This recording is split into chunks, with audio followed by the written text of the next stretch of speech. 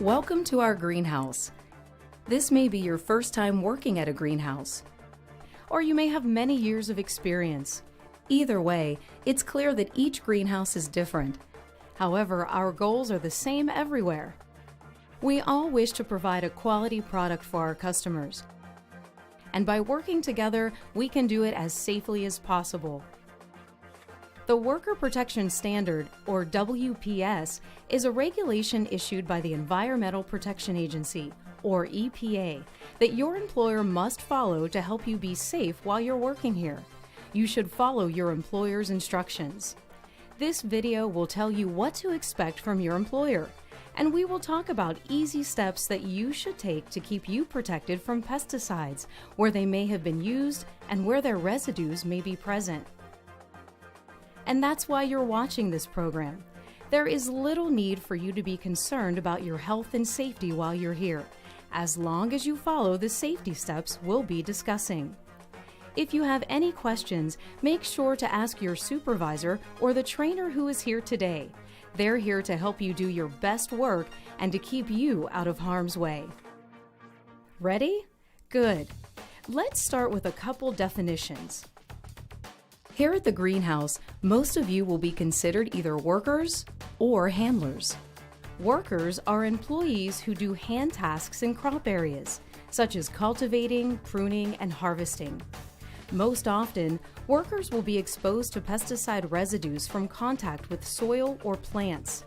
Exposure can also occur due to drift from nearby applications, or even from water with pesticides in it that's used to irrigate crops. Workers and handlers might also be exposed to pesticide residues that can be found on benches, trays, and other machinery, including fumigation equipment. These residues might not be visible, so just because you can't see them does not mean that they are not there. Handlers are employees who are responsible for mixing and loading pesticides, applying pesticides to crops, or cleaning and repairing pesticide application equipment. Handlers are more likely to be exposed to pesticides directly as they mix and apply the products, and must use extra caution in their tasks to limit that exposure. Employers are not permitted to use workers to mix, load, or apply pesticides, or even assist in applications unless they are trained as handlers. The first part of our program applies to both workers and handlers, while the second part is strictly for handlers. While you are watching this program, feel free to ask any questions you may have about this information. Afterward, you'll be required to sign a form that says you took this training. Again, don't hesitate to ask any questions you have about this information. It's for your own safety. If you wish to have a copy of the form once it's signed, your employer must provide one to you free of charge when you ask for it. The WPS training here at the greenhouse is required each year and will most likely be the first thing you do as an employee, no matter how long you've been employed here. Even when using DVDs like this one, your trainer is required to be here to answer any of your concerns or questions. Trainers need to be qualified, and the information has to be presented in a way that you can understand it. A couple more definitions you'll need to understand are pesticides and exposure. Pesticides are chemical materials, either synthetic or organic, used to control or eliminate various pests. Pests can be insects, weeds, mold, fungus, or rodents, anything that can damage our plants or crops. Pesticides, when used correctly, are effective tools in the battle to grow and produce quality crops. Because exposure to pesticides can make you sick, you should understand how they can enter your body and how you can reduce your exposure to them. It's important to follow the safety steps we will talk about today when it comes to the possibility of pesticide exposure. So, how can we be exposed to a pesticide? How does it enter our body to make us sick? Exposure can happen from contacting a plant that has been treated. Most often, it occurs through contact with your skin or from touching your eye. You can be exposed by breathing in particles of dust or from drift. On rare occasions, people have consumed pesticides by eating or drinking them. Most exposures can be prevented by washing your hands thoroughly whenever possible, especially when you have been working with plants that have been treated. You should use the water, soap, and towels that your employer has to provide near your work area to wash when you leave the treated area. This is most important before you eat, drink, smoke, or put anything in or near your mouth or eyes. It's important, too, to wash your hands before you go to the bathroom. Pesticides from your hands can get on your sensitive skin and can be easily absorbed. Something else to be alert for are your employer's instructions for areas to stay away from. When pesticide applications are taking place, your employer must not direct you to enter the area being treated or to be near the application equipment. The only persons allowed in an area during an application are appropriately trained and equipped handlers involved in the application. For applications that have already taken place, your employer is required to notify you of those applications by posting signs, like this one, or by telling you about the application. When you see this sign, do not go into this area until it comes down. It is not safe. The sign should look like this. It has a grim man with his hand up on a red background and a black circle around it. There might be a time when you are working in the crop area when a pesticide application is going on nearby. Even if you are outside the area being treated, pesticide drift might move over the area that you are working in, and you need to leave that area immediately so the pesticide cannot contact you. Even if you know that they are low toxicity pesticides, you do not want to allow contamination. Over time, even low toxicity pesticides can harm you. Sometimes you can develop sensitivity to pesticides even with low-level exposures. Each pesticide carries potential hazards from exposure for workers, handlers, and their families, especially to children and pregnant women. These hazards can include acute effects, or effects that happen quickly during or after exposure. Some examples are dizziness and rashes. Delayed effects, symptoms that may take some time to develop long after an exposure. Chronic effects, effects that happen as a result of small exposures over a long time period, perhaps as long as 10 or 20 years, including cancers and birth defects. And sensitization effects. These are symptoms, often a rash or breathing problems, that show up once your body has reached a certain level of exposure. This central location is where you can find information about how to do your work safely around pesticides. It must be at a location that you can access during regular hours. The pesticide application records will include the EPA registration number, active ingredients, the location and description of the application area, the day and time of its application, and the length of the REI, or restricted entry interval. This REI is the amount of time that must pass before it is safe to re-enter an area after it's been treated with pesticides. In addition to pesticide application records, you should also have access to the safety data sheets, or the SDS, at the central location. The SDS have information about the hazards of pesticides used where you work. You'll also find pesticide safety information probably on a poster similar to this.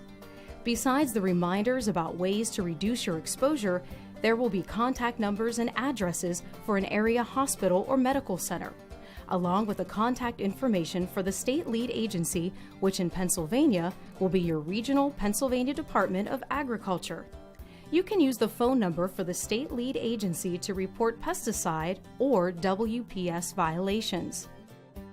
Your employer must inform you where to find this information at the central location.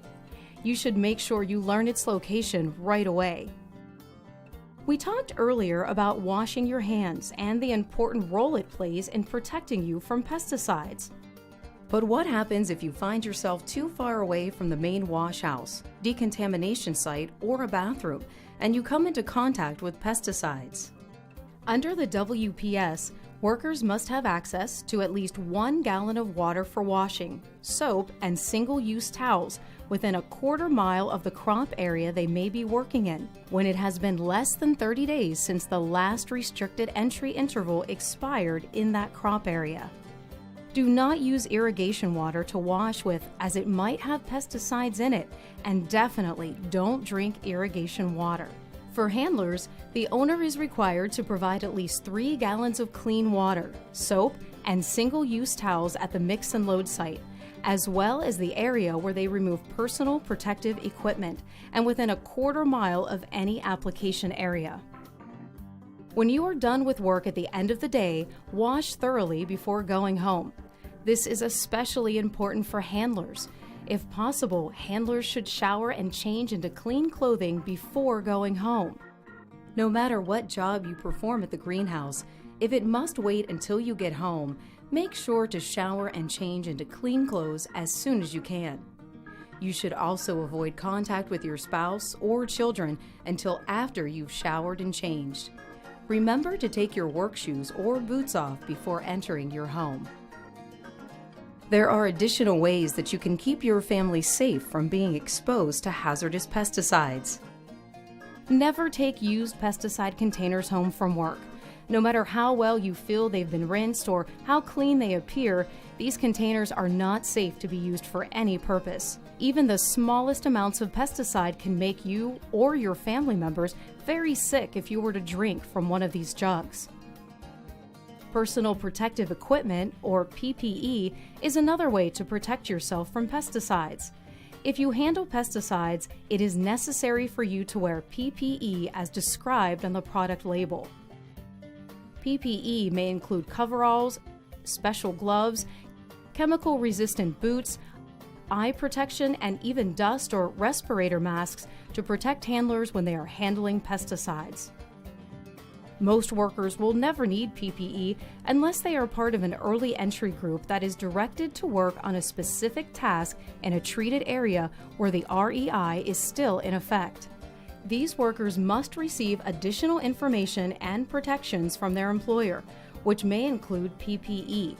Early entry is only permitted for a few specific exceptions under the WPS.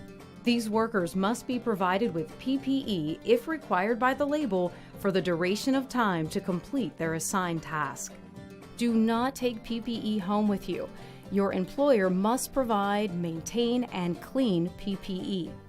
Dispose of damaged or heavily contaminated PPE. Like the pesticide containers, PPE may carry residues and should never be used in a home situation. If exposed, these residues can be particularly harmful to children because of their smaller body mass, as well as to pregnant women. Clothes that have pesticide residues on them can transfer those residues to your skin.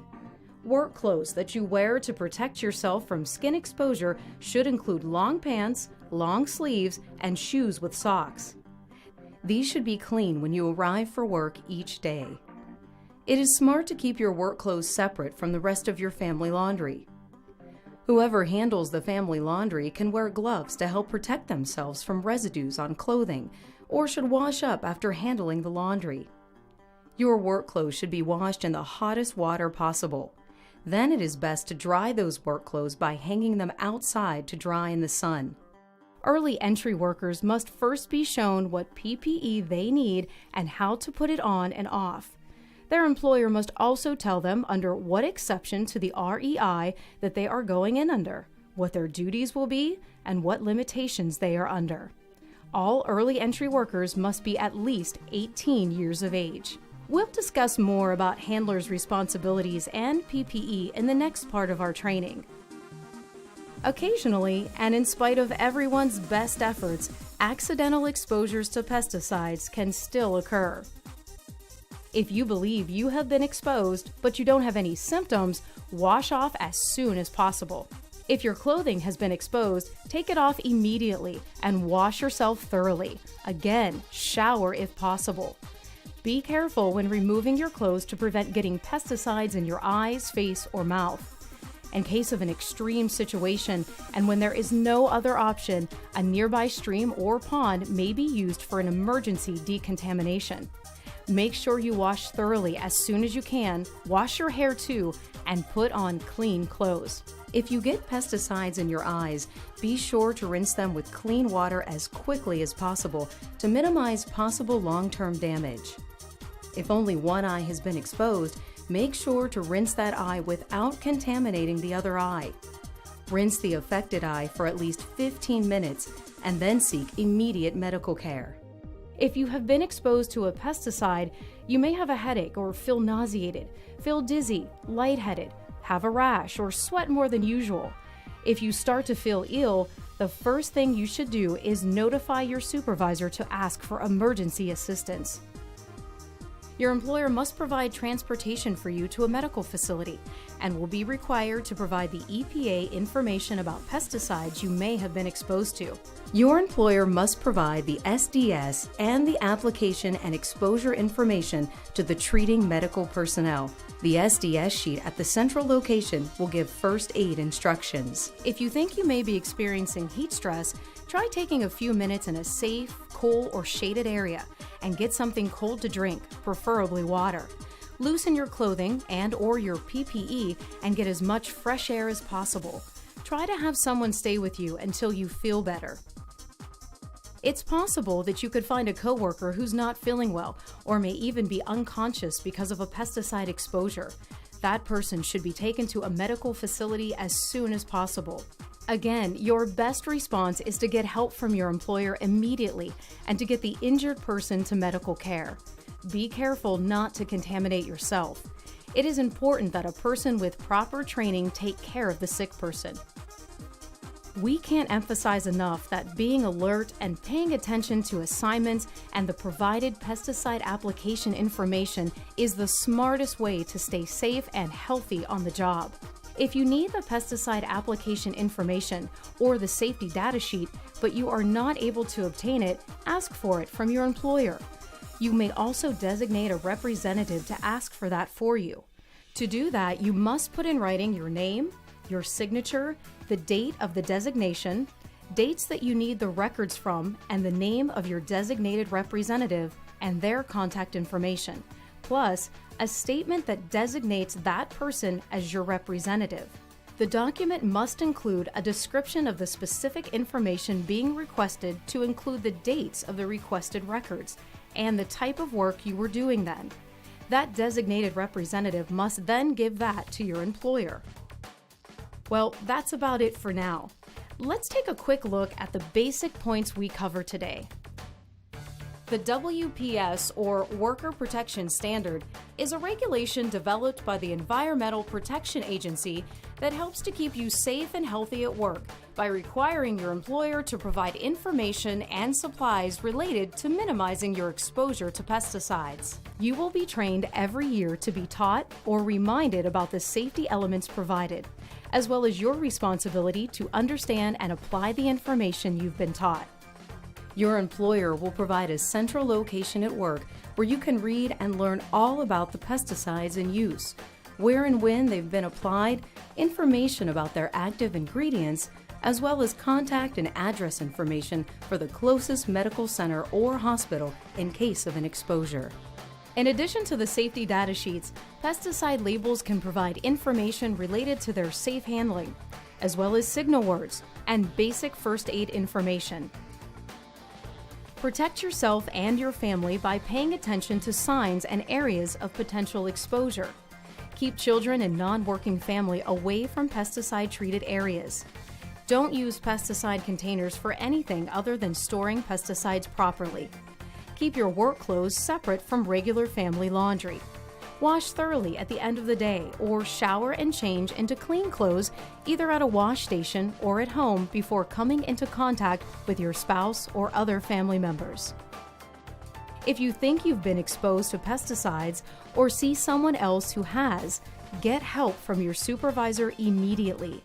They will be able to determine the best way to treat the situation. Don't try to help someone who may be unconscious. Let those who are trained and wearing the proper PPE handle the situation. Most employers are fair and concerned for your safety, but just in case, your employer cannot retaliate against you for wanting to follow the WPS or for reporting pesticide violations. Once more, there's little reason to be afraid at work, but there is a great value in being alert and understanding how your own actions can keep you safe and healthy at work today and every day. Thanks for watching. If you have any questions or concerns about the information we just shared, now is the time to ask your employer or the trainer. Get the answers you need in order to do your job safely and to the best of your ability. Have a great day.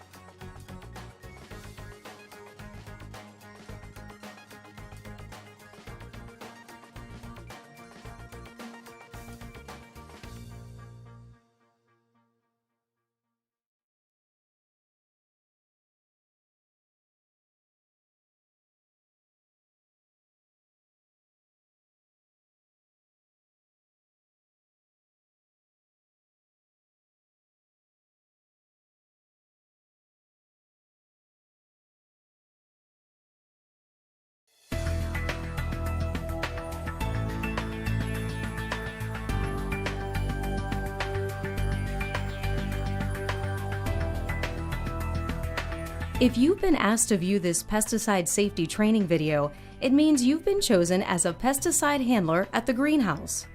While you are watching this program, feel free to ask any questions you may have about this information. Even when using DVDs like this one, your trainer is required to be here to answer any of your concerns or questions. There are specific responsibilities and challenges in being a handler, but first things first. You need to be at least 18 years old, unless you are a member of the grower's immediate family. And if you haven't already watched the pesticide safety video designed for both workers and handlers, you need to do that before watching this video. As a reminder, handlers are employees that mix and load pesticides, apply pesticides, and even clean and repair pesticide application equipment. If you've seen that video, then you've already been taught how you can be exposed to pesticides at work and how they can enter your body. You know how to reduce your exposure by wearing work clothing to protect you from residues and using decontamination supplies that must be provided for you. You've also been shown the information displayed at the central location, the application information, the safety data sheets that provide hazard information about the applied pesticides, and the safety poster there. You've been taught steps for routine decontamination and how to decontaminate in an emergency. The word handler indicates the responsibility you have with pesticide products. It's critical to understand the particular products you are working with and the correct ways to use, transport, store, and dispose of them. Proper training, preparation, and understanding and following label directions are valuable in making every day a safer one. Because handlers are exposed to pesticides directly, they must be better prepared and properly protected in order to reduce the possibility of breathing in pesticides or coming into direct contact with undiluted materials. That's why it's critical for handlers to read and understand the information on the labeling of every pesticide that they work with. Some of the important information you'll find there includes the product name, ingredients, and the type of pesticide it is. Knowing what you're working with and its proper usage are the first step in any application process. You'll also find signal words and symbols on the label to help you understand how dangerous improper usage or accidental exposure can be. Caution indicates the least toxic pesticide, but it can still be an irritant or make you sick if you come in contact with it. Warning is used for pesticides that can cause moderate irritation or damage to skin, eyes, or any other part of the body exposed to it. The word danger indicates a highly toxic pesticide product that can cause irreversible damage and even death when exposure occurs. It is often accompanied by the word poison on the label to indicate its elevated threat to your health. Another section of information relates the product's directions for use. This will give you instructions on how to properly apply the materials. Closely following these instructions according to the label is critical in keeping yourself and others safe. You'll also find contact information for the manufacturer on the label. This will be helpful if you have additional questions about the product that may not be clear to you simply by reading the label or the safety data sheet. The pesticide label will also show the EPA registration number. This number can be critical in case of accidental exposure. In addition, the product label includes first aid instructions and may have spill cleanup instructions. Your employer is required to make the label available to you while you are handling pesticides, and to make sure you have read or understand the label information regarding safe use. Having a clear understanding of the products you're working with and their proper handling will go a long way toward keeping everyone at the greenhouse safer. In addition to access to label information and understanding how to safely use the product, another way to minimize exposure is by wearing PPE, or personal protective equipment. You must wear the PPE that are listed on the label for the specific handling task you perform. This can include gloves, boot covers, full coveralls, aprons, eye protection, or even a full respirator mask. Your employer must provide you with a label-required PPE. It must be clean and it must fit properly and be in working condition. Your employer must ensure PPE is worn, maintained, and stored correctly, and must provide a clean place for you to keep your street clothes and a clean area for removing PPE. If a pesticide label requires coveralls, this means that cloth or fabric coveralls are acceptable, and chemical-resistant suits, such as Tyvek, are not necessary. If a handler chooses to wear a chemical-resistant suit, he will not be required to wear the layer of clothing specified on the label, such as long-sleeve shirts and long pants, under that chemical-resistant suit.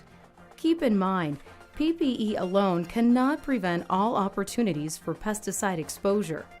Proper hygiene, such as washing thoroughly with soap and shampoo after pesticide application or potential exposure, is an important part of minimizing negative health effects. After your work activity, proper removal of used PPE is critical in minimizing contact with residues. Remove PPE as soon as you complete the job that required it. First, wash your disposable or reusable gloves with soap and water. Then remove other PPE while still wearing the gloves. Then wash the gloves again with soap and water before removing them. Clean reusable PPE according to instructions provided by the PPE manufacturer or your employer without contaminating yourself. Wash regular work clothes that have been exposed to pesticides properly. Wash them separately from other laundry with detergent and hot water. Dry outside in the sun to help destroy any remaining pesticide. If the pesticide you are to use requires a respirator for the task, your employer must provide you with a medical evaluation to make sure you can safely wear the respirator, a fit test to make sure the respirator protects you, and training before you wear the respirator. The first step is a medical evaluation performed by a licensed medical professional. This doesn't necessarily mean a medical physical, but does involve a series of specific questions aimed at determining a handler's health and safety while working with a respirator on. If your answers indicate you have any of the medical conditions, a medical exam may be necessary, but will not necessarily exclude you from respirator use. This evaluation may need to be repeated. The second step is the fit test itself, which your employer must provide for you. This can be conducted by any person who uses the OSHA procedures to ensure that the respirator fits your face shape, so it provides the necessary protection when you wear it. Fit test services are often easily available from area providers, and easy-to-use kits are available from several safety catalog or online services. You must use the same make, model, style, and size of respirator while applying the pesticide that you wore for the fit test. If your work requires a number of different types of respirator masks, then you must be fit tested for each one. Men with beards cannot safely wear a standard respirator mask because it won't seal properly. Instead, if a respirator is required by a label, they can comply by wearing a unit that covers their entire head, like this helmet-style unit. Handlers using equipment like this, such as a loose-fitting powered air purifying respirator, won't be required to have a fit test. However, the medical evaluation and respirator training will still be necessary. If your employer cannot provide you with a mask that fits and protects completely, you cannot work with products requiring a respirator until you have one, because wearing the respirator is a label requirement. In addition to a proper respirator, regular visual or audio contact may be required with certain pesticides. For example, handlers applying pesticide products with the skull and crossbones on the label must be checked every 2 hours by sight or sound. Constant voice or visual contact must be maintained with handlers applying fumigants in enclosed space production areas. Working with the employer closely and coordinating proper pesticide applications based on label requirements and directions will produce the best results. Just as important is the employer's responsibility to notify workers of pesticide applications and areas that are under an REI, either verbally or by posting warning signs. All pesticide applications are to be documented with proper paperwork that is to be kept up to date in the central location. Your employer may direct you to perform these notifications. If so, always remember to properly post "Do Not Enter" signs like this one. They are required for outside applications of pesticide materials with an REI, restricted entry interval, greater than 48 hours, and for enclosed space applications with an REI greater than 4 hours. The label may require workers to be notified by posting signs and receiving oral notifications. In other situations, your employer can notify workers verbally.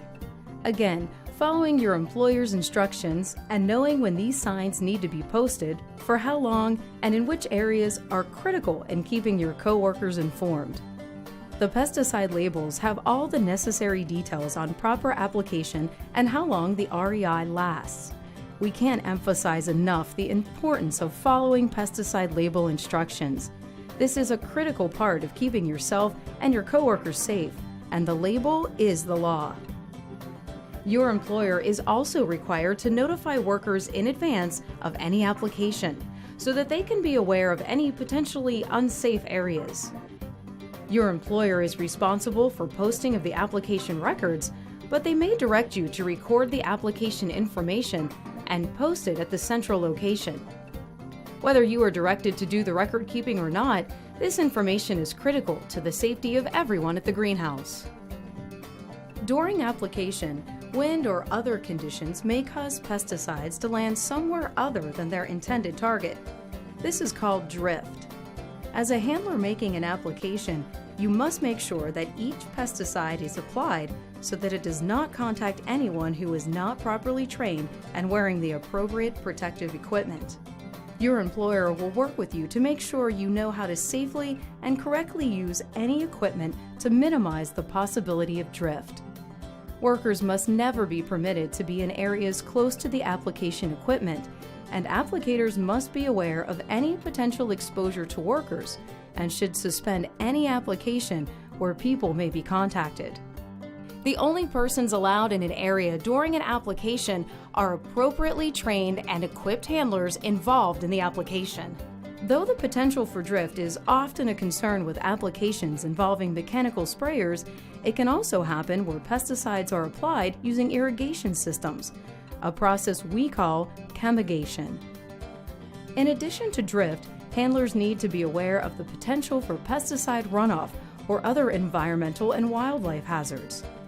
The product label provides specific information under the heading Environmental Hazards. Improper applications or a spill during mixing and loading can create long-term damage to water, soil, and vegetation. The pesticide label will provide information about hazards to non-target insects, aquatic organisms, birds, and other wildlife.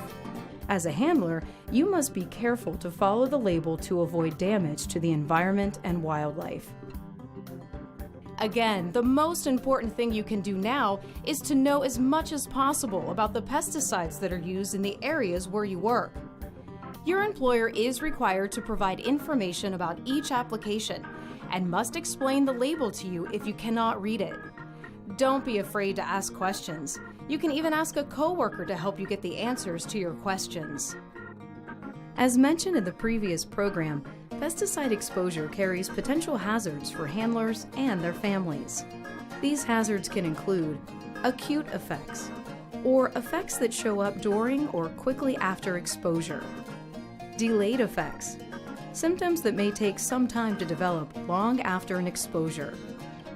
Chronic effects are effects that happen as a result of repeated, small exposures over a long time period, perhaps as long as 10 or 20 years. And sensitization effects are symptoms that show up once your body has reached a certain level of exposure. If you believe you may have been exposed, you need to remove pesticide-contaminated clothing and wash off immediately. Find the nearest decontamination supplies and wash off the pesticide. Your employer must provide the following decontamination supplies: clean water, soap, and single-use towels at the mix and load site, as well as the area where you remove personal protective equipment, and near where you are making an application. In an emergency exposure situation, if there is a pond or stream closer than the decontamination supplies, you should wash in those natural waters. If the label for the pesticide being used requires eye protection, the mix and load site must also have an eye wash system. Whether it's a commercial system purchased specifically or simply a clean, available water source from a garden hose, the eye wash system must have the ability to provide a gentle stream of water in case a pesticide gets in the eye. If that happens, flush the affected eye for at least 15 minutes and then get medical attention as soon as possible. These water supplies should be kept out of direct sunlight to avoid additional injury. As a handler, your employer must provide you a change of clothes such as coveralls or a chemical-resistant suit in case your work clothes become contaminated with pesticides. Another task that handlers may be directed to do is the transporting of pesticides from one location to another. There are some basic recommendations to keep safe while doing so. First, never transport pesticide materials in a passenger compartment or anywhere that people, pets, or livestock may be transported. Do not carry pesticides in the same compartment as food, animal feed, or clothing. Use the trunk of a car or the bed of a pickup truck, and make sure the containers are secure and won't roll around, fall over, or out onto the ground. Make sure the pesticide containers are in an upright position and that there are no cracks, leaks, or loose-fitting caps. Do everything possible to prevent any pesticides from escaping the container. If there are concerns about a container, talk to your supervisor before traveling. Upon arrival at your destination, again, make sure that the pesticides are stored safely and that the containers have not sustained any damage to cause leaking. Pesticides should be kept in a locked storage facility with access only available to those trained and prepared to handle them. It's a good idea to carry spill cleanup materials and PPE with you when transporting chemicals, and coordinate with your employer any cleanup steps or procedures related to each transport. Different chemicals will require specific spill cleanup steps and solutions. Read the Product Safety Data Sheet, or SDS, before transporting in order to be clear on specific cleanup details. If you do have a spill, think safety first. If you're not sure what to do, call for help and wait there until help arrives. Do not leave the spill area unattended. If you are going to clean up the spill and you are properly equipped, remember the 3 C's: control, contain, and clean up. Control. Control the source of the spill. Put the container upright. Shut off the equipment, or, if possible, put the leaky container inside another container. Contain. Stop the pesticide from spreading by using dirt or other absorbent materials to create a dike around the spill. Put up warning signs or caution tape to keep others out of the area. Clean up. Do not use water. Often this will dilute the product and actually spread the pesticide, making the spill worse. Soak up liquid spills with special sponges, soil, sawdust, clay cat litter, or other absorbent materials.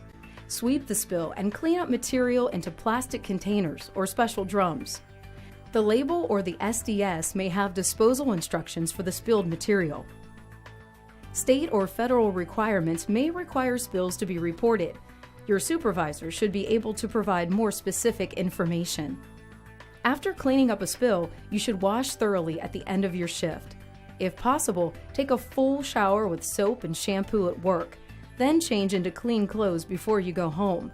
If not, shower promptly when you get home and put on clean clothes. We talked in the previous program about the dangers of heat stress.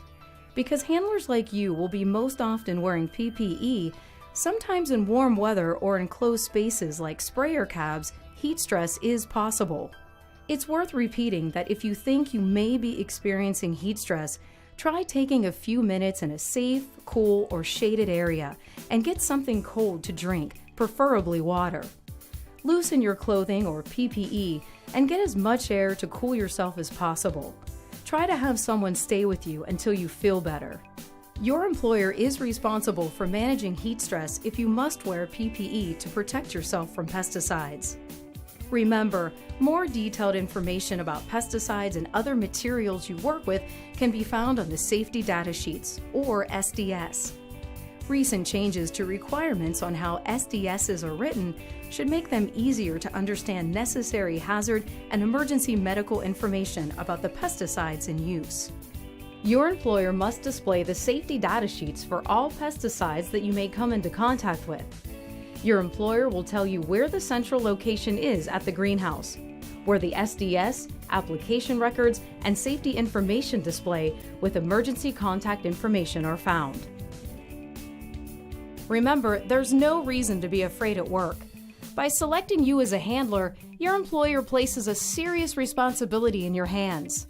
Always be careful when working around pesticides. Pay attention. Understand that there are risks to your health and the health of others, including your family. To protect yourself and others, follow the label, your employer's directions, and the steps we've talked about today to reduce exposure. You'll find that most employers are fair to their workers. Under the WPS, your employer cannot intimidate, threaten, or direct you to perform unsafe tasks in the greenhouse, or discriminate against and harass you if you refuse, or if you attempt to comply with the WPS. If you believe that there are violations of the WPS taking place at the greenhouse, you can contact your state or tribal agency for pesticide enforcement listed on the pesticide safety information display at the central location. If you want a copy of the pesticide application information and safety data sheets, you can ask for them yourself, or designate in writing a representative to get that information for you. Talk to the trainer for how to designate the representative. Thanks for watching. If you have any questions or concerns about the information we just shared, now is the time to ask the trainer. Get the answers you need in order to do your job to the best of your ability. Have a great day.